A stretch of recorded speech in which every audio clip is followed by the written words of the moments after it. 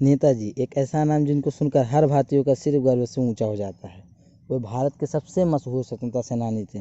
भारत के लिए स्वतंत्रता संघर्ष के दौरान इंडियन नेशनल आर्मी की स्थापना करके उन्होंने नेताजी की उपाधि प्राप्त की थी। हाय दोस्तों, मेरा नाम प्रकाश विश्वकर्मा है। मैं आपका इस वीडियो में स्वागत करता हूं। सुभाष चंद्र बोस नेताजी का जन्म 23 जनवरी 1897 को उड़ीसा के कटक में हुआ था। वो एक संपन्न बंगाली परिवार से संबंध रखते थे। उनके पिता का नाम जानकीनाथ बोस तथा माता का नाम प्रभावती देवी था। जानकीनाथ बोस कटक के शहर के एक मशहूर वकील थे। सुभाष चंद्र बोस समेत उनकी 14 संतानें थीं, जिसमें से 6 बेटियां और 8 बेटे थे। वे उनकी 9वीं संतान थीं।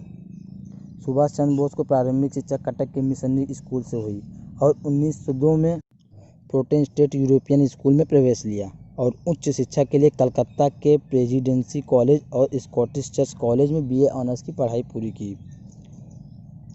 बाद में भारतीय प्रशासनिक सेवा इंडियन सिविल सर्विस की तैयारी के लिए उनके माता पिता ने बोस को इंग्लैंड के कैम्ब्रिज विश्वविद्यालय में भेज दिया। अंग्रेजी शासनकाल में भारतीयों के लिए सिविल सर्विस को जाना बहुत कठिन था, किंतु सिविल सर्विस की परीक्षा में उन्होंने चौथा स्थान प्राप्त किया।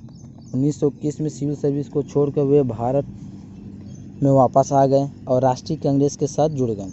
नेताजी महात्मा गांधी के अहिंसा आंदोलन के विचारों से सहमत नहीं थे। महात्मा गांधी जी को राष्ट्रपिता कहकर सबसे प्रथम नेताजी ने ही पुकारा था। सक्रिय राजनीति में आने से पहले नेताजी ने पूरी दुनिया का भ्रमण किया। 1942 में ऑस्ट्रिया में इलाज के लिए रुकने के दौरान बोस ने एमिली शंकर के हिंदू रीति रिवाजों के अनुसार विवाह कर लिया। इस विवाह में उनकी एक पुत्री भी हुई, जिनका नाम अनीता बोस रखा गया। दूसरा विश्व युद्ध छिड़ते ही बोस ने अपने विचारों को फैलाना शुरू कर दिया, लेकिन ब्रिटिश सरकार ने कोलकाता में उन्हें नज़रबंद कर दिया। पर बोस वहां से भाग निकलने के बाद अफगानिस्तान और सोवियत संघ होते हुए जर्मनी पहुंचे। 29 मई 1942 को बोस की मुलाकात जर्मनी के तानाशाह हिटलर से हुई। हिटलर ने उन्हें जर्मनी के बाहर निकालने के लिए मदद की।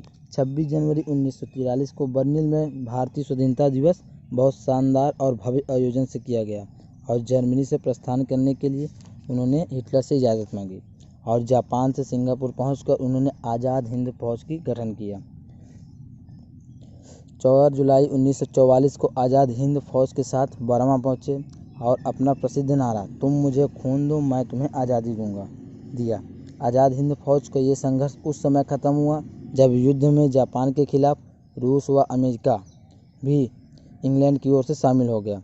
1945 में द्वितीय विश्व युद्ध में अमेरिका ने जापान को 2 प्रमुख शहर हिरोशिमा और नागासाकी में परमाणु बम गिरा दिया, जिससे युद्ध में जापान ने समर्पण कर दिया। जापान के हार के बाद आज़ाद हिंद फौज का विघटन कर दिया गया। 18 अगस्त 1945 को टोक्यो को जापान में जाते समय ताइवान के पास नेताजी का एक विमान दुर्घटना में निधन हो गया, लेकिन उनका शव नहीं मिल पाया, जिससे नेताजी के मौत के कारणों पर आज भी विवाद बना हुआ है। कुछ लोग मानते हुए आज भी जिंदा है, परंतु कोई निश्चित प्रमाण नहीं मिलने के कारण यह नहीं कहा जा सकता है। दोस्तों, आपका अमूल्य समय देने के लिए धन्यवाद। अगर यह वीडियो अच्छी लगी हो तो हमारे चैनल नॉलेज हिंदी को सब्सक्राइब करें, लाइक करें और ज़्यादा से ज़्यादा शेयर करें और कमेंट करना मत भूलिएगा। जय हिंद।